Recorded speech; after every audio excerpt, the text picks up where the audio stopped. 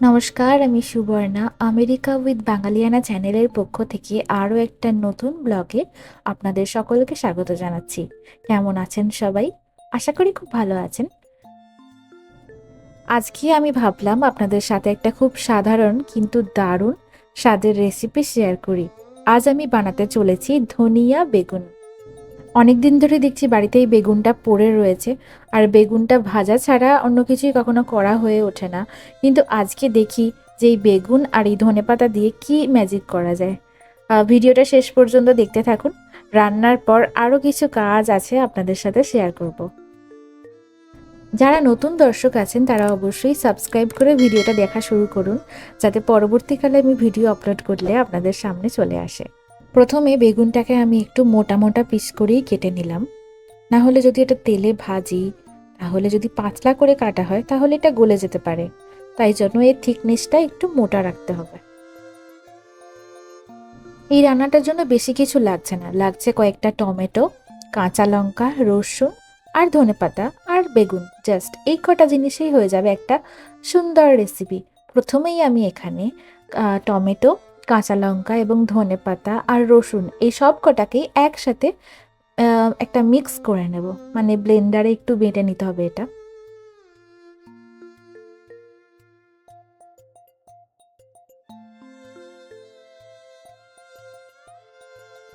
সবসময় তো বেগুন ভাজা বা বেগুন পোড়া এই ধরনের রেসিপিগুলো আমরা খেয়ে থাকি। তো আজকে আমার কথা শুনে তোমরা একটু নতুন কিছু ট্রাই করে দেখো, নিশ্চয়ই ভালো লাগবে। প্রথমে আমি এখানে এবার বেগুনগুলোর ওপরে একটু নুন, হলুদ, তেল আর তার সাথে একটা দারুণ জিনিস অ্যাড করব, যেটা দিলে কড়াইতে যখন তেল এগুলোকে ভাজবে তখন কিন্তু বেশি তেল লাগবে না। সেটা কি জানো তোমরা? আশা করি অনেকেই জানো। এই যে চাল গুঁড়ি, বেগুনটা ভাজার সময় যদি চাল গুঁড়ি ব্যবহার করা হয় তাহলে কিন্তু যে তেলে তোমরা বেগুনটা ভাজতে দিচ্ছ সেই তেলটাই রয়ে যাবে, কোনো রকম বেশি তেল লাগবে না এখানে। তাহলে এই সব উপকরণগুলো বেগুনটার গায়ে ভালোভাবে মাখিয়ে নিতে হবে। তেলটা একটু অল্পই দিয়েছিলাম, তাই মাখতে চাইছিল না, সেই জন্য একটু জলও ব্যবহার করেছিলাম। এবার ব্যাস কড়াইয়ে তেলে এবার এগুলোকে ভাজতে দিয়ে দিলাম। আমার কাছে কোনো ছোট কড়াই ছিল না যেটাতে এতগুলো বেগুন একসাথে ধরবে, সেজন্য আমি এই বড় কড়াইটাই ইউজ করলাম। তোমাদের কাছে যদি ফ্রাইং প্যান থাকে চ্যাপটা, তাহলে সেটা ইউজ করতে পারো, কারণ এখানে তো বেশি গ্রেভি হবে না, গ্রেভিটা অল্পই হবে। তো বেগুনগুলোকে আবার এটা নিয়ে ভেজে নিলাম আমি। চাল গুঁড়িটা দেওয়ার জন্য কিন্তু বেগুন ভাজাটা দারুণ ক্রিস্পি হয়। তোমরা যদি এই ধনিয়া বেগুনটা নাও বানাতে চাও, যদি বেগুন ভাজো সেই সময় যদি একটু চাল গুঁড়ি ব্যবহার করে থাকো তাহলে দেখবে বেগুন ভাজাটাও খেতে কিন্তু দারুণ লাগে। যারা আমিষ খান না, শুধুমাত্র নিরামিষ খান, তারা কিন্তু রসুনের জায়গায় শুধুমাত্র আদা ব্যবহার করতে পারেন, সেটাও কিন্তু খেতে ভালো লাগবে। এরপর কড়াইয়ে তেল গরম করে একটু জিরে, শুকনো লঙ্কা আর একটু হলুদ ফোড়ন দিয়ে এর মধ্যে পেস্টটাকে অ্যাড করে দিতে হবে।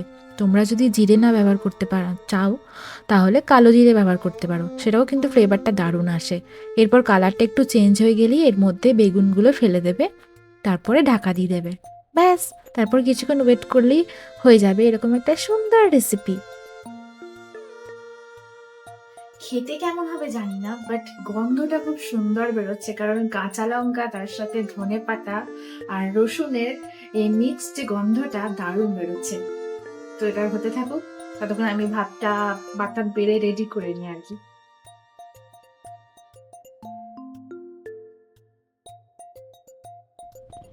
এই যে দেখুন, তৈরি আমাদের গরম গরম ধনিয়া বেগুন। গন্ধটা এখন যা বেরোচ্ছে না, আমি জাস্ট আর অপেক্ষা করতে পারছি না। আর দেখতেও কি সুন্দর লাগছে, আশা করি আপনারা দেখতেই পাচ্ছেন ভিডিওটার মধ্যে। দেখেই নিশ্চয়ই খেতে ইচ্ছা করছে কি, তাই তো? যারা বেগুন খান না তারাও দেখবেন এটার প্রেমে পড়ে গেছেন। একদিন বাড়িতে এটা বানিয়ে দেখুন, ছোট থেকে বড় সবাই আশা করি এই রেসিপিটা পছন্দ করবে। আর যেটা বললাম ওটা মাথায় রাখবেন যে যদি আপনি এটা নিরামিষের দিনে বানাতে চান তাহলে রসুনের জায়গায় শুধুমাত্র আদা ব্যবহার করবেন। রান্নাবান্না তো শেষ, এবার হলো আসল মুহূর্ত। গরম গরম সাদা ভাতের সাথে এই ধনিয়া বেগুনের কম্বিনেশনটা জাস্ট ভাবাই যায় না।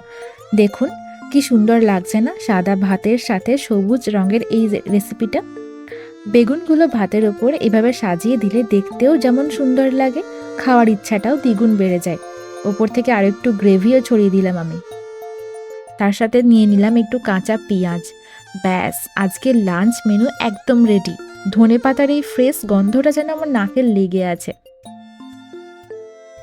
ব্যাস, এবার একটু তৃপ্তি করে খেয়ে নিই। আজকের এই ছোট্ট ব্লগটা আপনাদের কেমন লাগলো আর রেসিপিটা কেমন লাগলো অবশ্যই কমেন্ট করে জানাবেন। যদি ভালো লেগে থাকে তাহলে অবশ্যই একটা লাইক দিয়ে দেবেন। একদম ঝাল ঝাল ধনিয়া পাতার বেগুন বাড়িতে বানিয়ে নিই। অসাধারণ খেতে হচ্ছে, অসাধারণ। ধনে পাতার আর এই লঙ্কার ফ্লেভারটার জন্য এটা দুর্দান্ত খেতে লাগছে।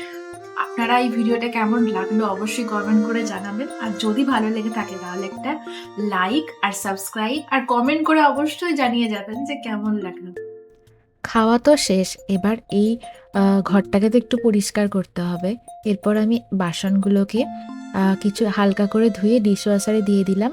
আর যেগুলো ডিশওয়াশারে দেওয়া যাবে না সেগুলো বাইরে হাতেই মেজে নিলাম, যেগুলো বড় জিনিসগুলো, কড়াই টড়াইগুলো। এবার আমাদের এটা গ্যাস তো না, কুকটপ বলে এটাকে, তো এটাকেও একটু পরিষ্কার করে নিলাম। এরপর একটু হেয়ার ড্রায়ারে চুলটা শুকিয়ে নেব। তাহলে আসি, দেখা হচ্ছে আবার পরের ব্লগে। সবাই ভালো থাকবেন, সুস্থ থাকবেন এবং সাবধানে থাকবেন। টাটা।